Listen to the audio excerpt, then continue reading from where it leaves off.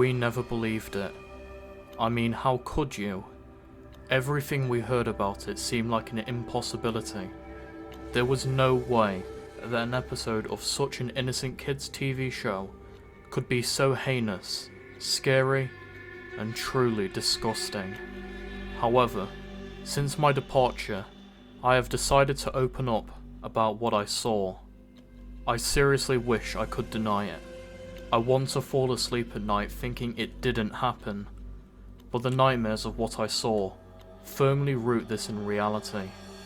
This is the truth about the lost episode known as Red Mist, or more crudely referred to as Squidward's suicide.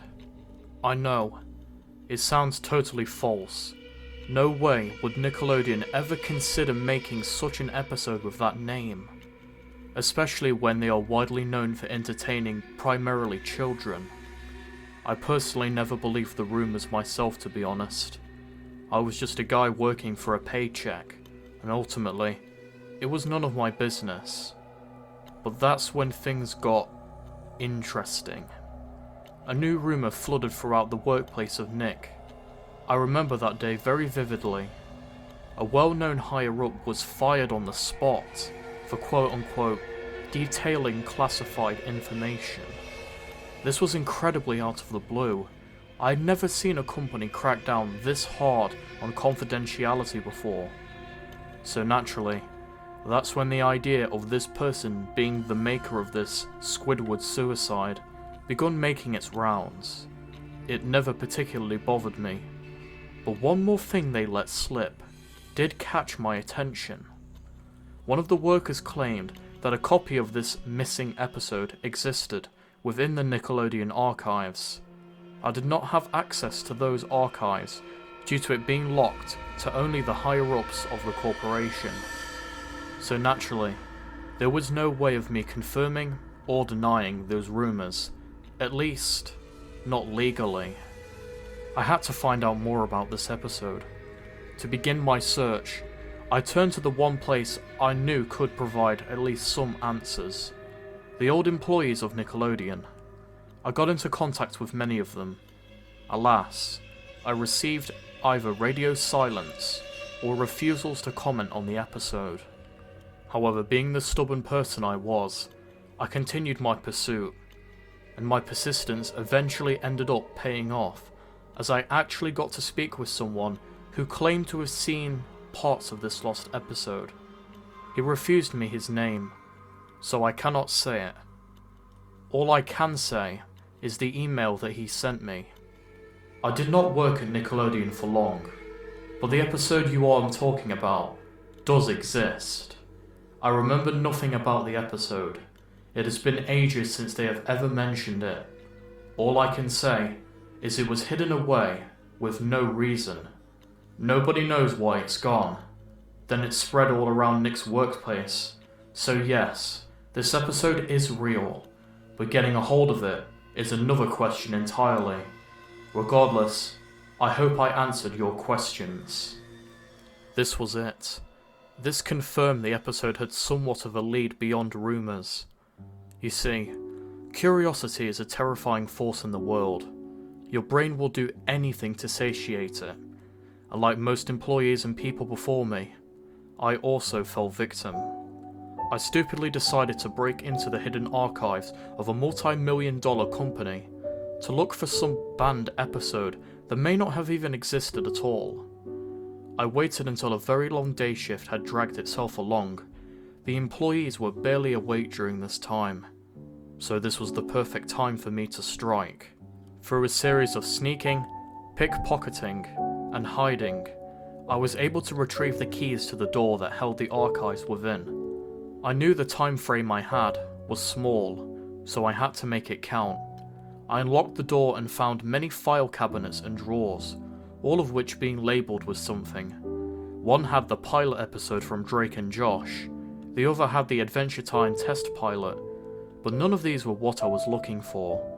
I was about to give up, but then I spotted up high.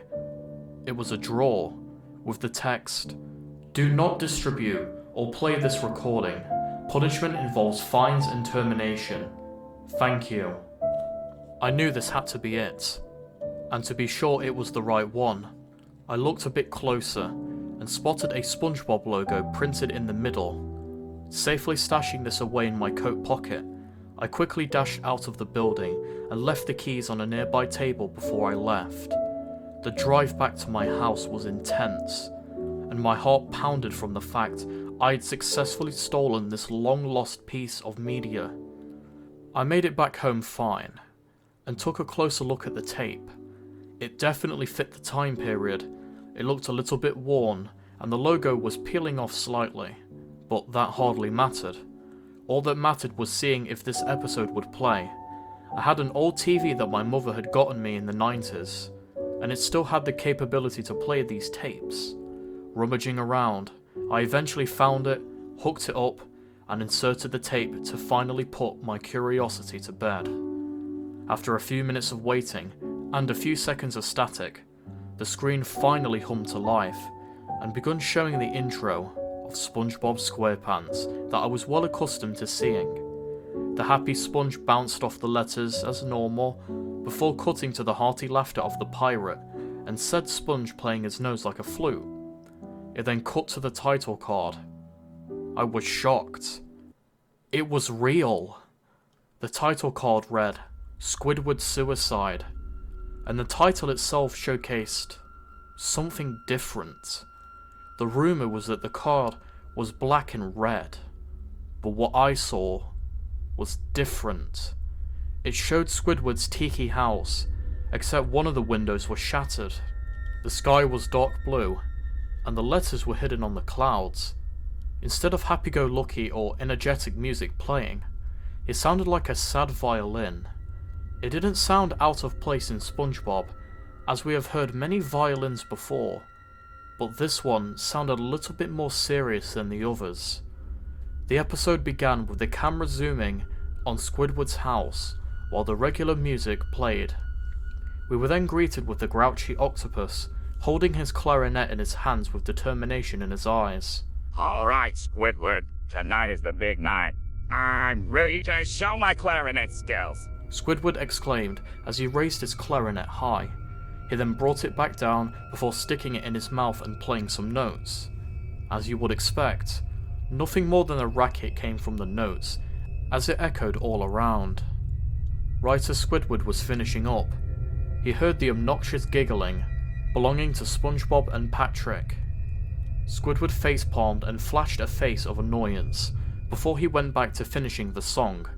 However, every time he attempted this, he would be continuously interrupted by either SpongeBob or Patrick laughing. Squidward growled and made frustrated noises, before he eventually dashed outside and confronted them. Will you two barnacle-heads keep it down? I have an important concert to practice for. Squidward said with annoyance.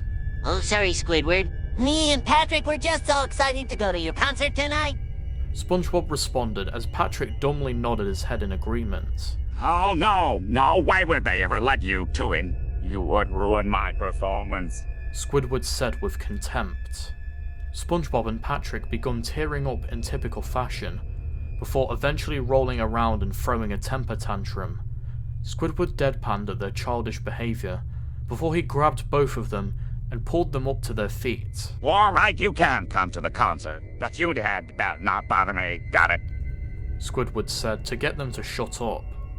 SpongeBob and Patrick both immediately saluted like soldiers. Come on, Patrick.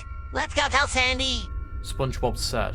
Great idea, SpongeBob. Patrick responded as they both proceeded to run over to Sandy's tree dome while giggling. Squidward sighed before he walked back inside. The episode continued on with multiple shots of Squidward trying and failing each time to produce any song that didn't hurt the ears. This was presumably a way for them to time skip the episode without it being too out of place. Eventually, the sun had set and Squidward was ready. He was dressed in a fancy tuxedo and a strawberry red bow tie, and fancy looking shoes. But before he could make it outside, he heard his doorbell ring. He trotted over to the door and swung it open, only to be greeted by his landlord.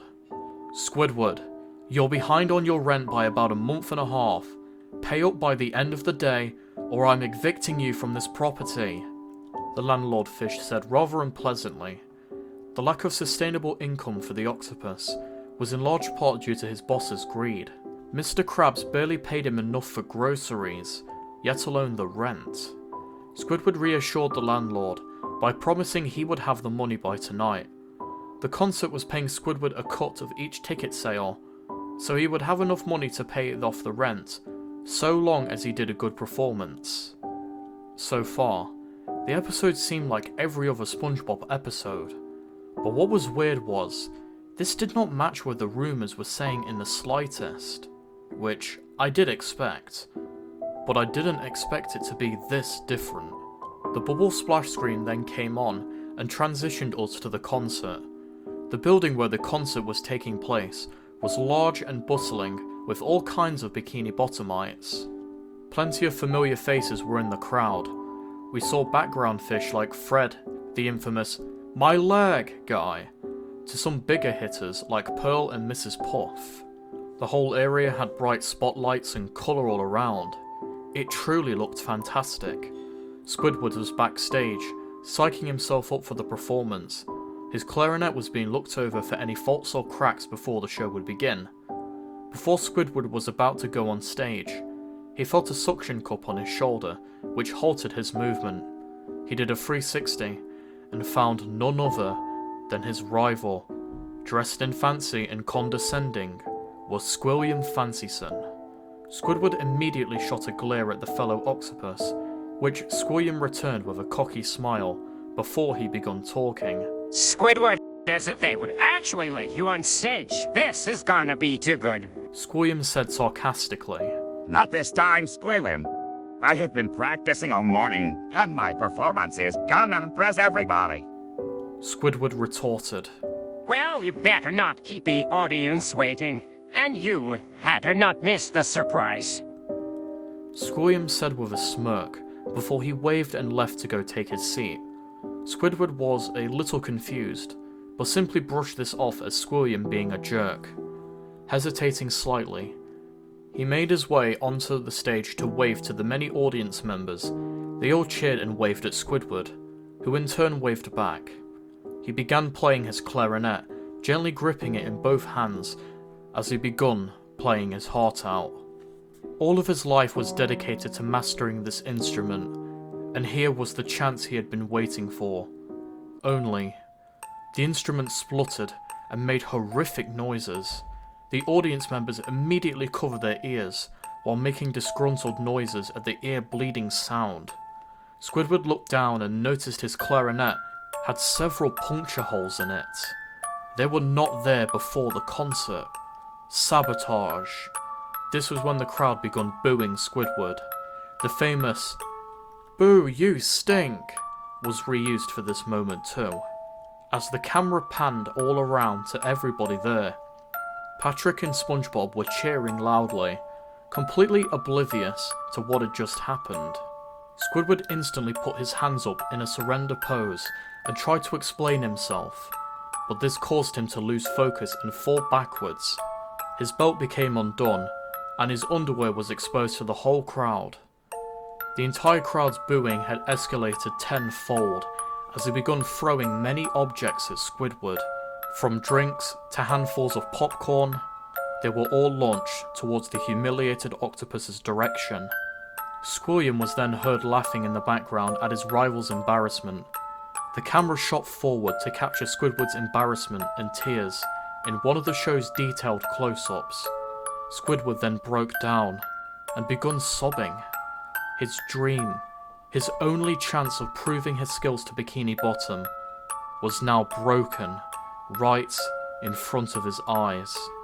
SpongeBob and Patrick then immediately noticed what was going on and tried running down to Squidward, but the crowd was too overwhelming and they fell behind. The crowd quickly began exiting the room. Some kicked Squidward while he was down, others snapped photos of his embarrassment, but one fish said something that sent the octopus over the edge. Thanks for paying me to act, Squilliam. This whole fake concert was a great revenge prank. The fish said happily before he dashed out. This was staged. Squidward's eyes widened instantly. His pupils became as small as pinpricks. The realization that this was all planned caused the few fragments of hope and self-worth in Squidward to shrivel away. Squilliam knelt down in front of Squidward and explained everything. The whole concert was rigged, with the exception of SpongeBob and Patrick. Everybody was paid to act happy, and then turn on him when his clarinet inevitably went bust. Squilliam even paid the tailor off, making the belt on Squidward's trousers looser for this moment. Squidward began stammering on his words. His brain could not comprehend the rollercoaster it had gone on. After the crowds had vanished, Squidward got to his feet while sorting out his trousers, and went out of the concert hall. Tears still flowed down his cheeks as he clutched the broken clarinet tightly to his chest, as if it was his lifeline. His one chance, gone. Rain began pouring as the octopus walked back home. As he did, I saw something unusual which SpongeBob never really did. As he continued his trek back to his house, flashbacks of old SpongeBob episodes with an old-timey film effect began playing. We saw clips of Squidward being annoyed constantly, and his house attacking him from good neighbours, the sleep deprivation and pain he endured during graveyard shift, among many others. These flashbacks all played relevant episodes when Squidward passed the places that were connected. The aforementioned graveyard shift played as he passed by the Krusty Krab. It was clear that the octopus's mind was hanging by a thread that could not support all of the mental baggage that Squidward had. It was starting to snap. After spending what felt like forever reminiscing and travelling, the forlorn Squidward eventually found the door to his tiki home. On the door was a small note that hadn't been there too long, as it was not water damaged enough. He proceeded to gently peel it off and read it. "Squidward, you're done. You have said over and over payment would be provided to me. Well, you're past your time slot, and I want you out before sunrise." Squidward's waterworks started yet again. He sighed solemnly and flung the door open while discarding the remainder of his things. The thoughts and echoes of the concert played constantly like a broken record as he clambered upstairs. All the while the music began slowly fading out. Squidward sat on the edge of his bed, looking extremely forlorn, more broken and distraught than I ever thought possible. He put his tentacles over his face and sobbed quietly. All the while, wind outside began picking up, as if the entire building was encased in a hurricane. I sat perplexed in my chair, fully invested in this piece of lost animation. It was so intriguing, yet mysterious, and so unlike the other SpongeBob episodes at the time. If the characters weren't the same, I'm sure you could have easily mistaken it for a totally different show. Then the screen blurred for a moment, seemingly twitching violently, as I saw something quickly flash over the screen. It was no doubt too quick for me to catch with the naked eye, so I halted the recording and rewound it. I remembered what the legend said this episode contained. I braced my eyes for the unsightly horrors I was about to witness. When I did see the contents of the image, my heart stopped. Not out of disgust, but out of sadness. The single frame showed a snapshot of Squidward's past, where he seemed so happy with his family. A small musical instrument was in the young octopus's tentacles. He was thinking about what could have been. Squidward kept weeping. The pain in his crying hadn't slowed in the slightest. The sun had completely set at this point, so it was virtually pitch black outside of Squidward's house, except from the moon. My thoughts were interrupted by a second twitching flash, as the screen produced yet another new frame. I once again rewound the footage, only to be greeted with something I never thought I would see in SpongeBob or any Nickelodeon show. Squidward's parents were dead. It showed Squidward stumbling inside of his parents' house and finding their corpses. Both of them were seemingly murdered by someone. Who this was though, I have no idea. Their corpses were silhouetted, so any details were left to the imagination, thankfully.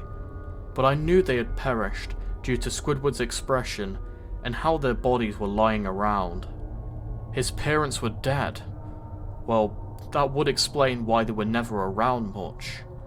Upon closer examination, I noticed that a shotgun was lying on the floor of the picture, and as if to confirm it, Squidward's crying stopped as he dove under his bed and pulled out that very same shotgun. It was starting to make sense. This was all a simple straw that broke the camel's back. All of these unfortunate and horrific events had happened to Squidward in such rapid succession, on top of dealing with his parents' untimely deaths. No wonder why he would want to contemplate his own life. Everything he knew and cared for always ended in destruction. So what was the point of continuing? Squidward held the shotgun in his hand, eyeing it for a moment.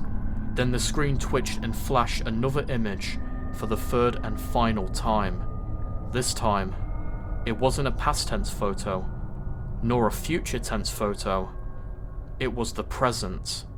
It was a photo of Squidward with a terrified facial expression, clutching the shotgun tightly.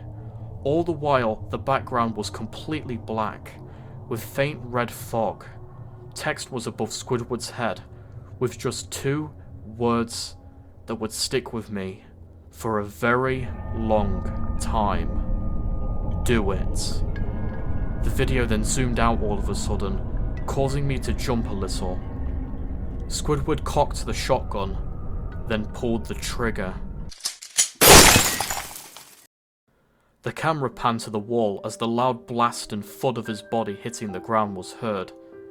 The camera then panned to show the shotgun slowly sliding off of the bed, before landing with a thud.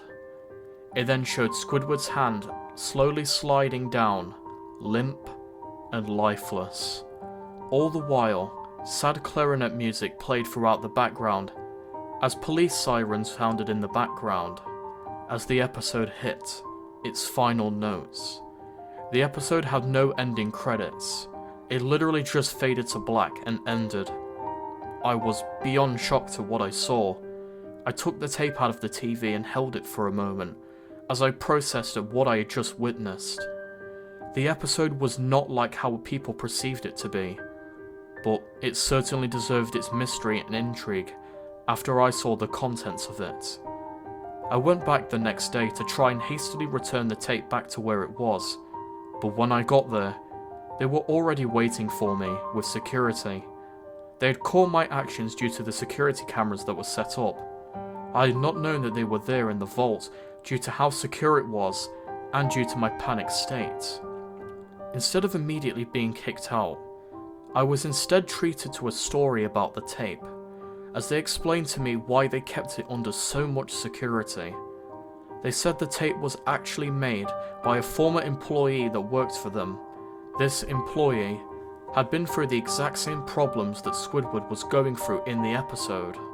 His career, family, financial situation were all destroyed, and to vent his anger, sadness and pure frustration, Nickelodeon themselves were partly to blame for it. So he made this tape as an allegory. It was never intended as some malicious or sick joke to traumatize children across the Nick network. He ended up taking his life in the same way that Squidward did in the episode. However, one thing the employee wasn't expecting was the almost cult-like following his story garnered. The very few people who did see the episode figured out what it meant, and they wanted revenge. So they did. They made copies. They made these copies of the episode with gruesome elements left, right, and center. They became more and more gruesome, and they used these tapes as blackmail for Nickelodeon, threatening to make the tapes public if they didn't get paid extra money or were given an easier time. and by the time Nickelodeon figured out what was going on, it was too late. These episodes of Squidward's suicide were circulating online. The people who were doing this had long since left, and as far as they knew, there was nothing to be done. I realised that people would be coming for the real tape. I imagined sooner or later, they would figure out that these stupid, graphic and over-the-top episodes online were not the real one. This tape has caused so many problems for everyone, and I think it's about time to give it a proper burial. Acting quickly, I snatched the tape from the security man's hand, retrieved my lighter from my pocket, and held it under the tape as it slowly begun to burn. Everyone in the room was shocked at my sudden actions, but they didn't intervene. Maybe it was some kind of subconscious agreement that this was for the best, or maybe they all froze in fear. Regardless, the tape became too hot to hold, so it dropped to the floor as the flames finally consumed it, leaving it nothing but ash. When everyone in the room finally snapped back to reality, they immediately responded with loud screaming and harsh words, but eventually, they agreed that it was for the best, and I was sternly warned, however, by the higher-ups, if I were to leak the contents of the recording, my life would be a living hell. Their words, not mine. I nodded and left. Don't try finding this tape, or even reacting to the stupid videos online. I know they are out there, and they may seem tempting to watch, but trust me, it's about time we let this story rest. For all of us.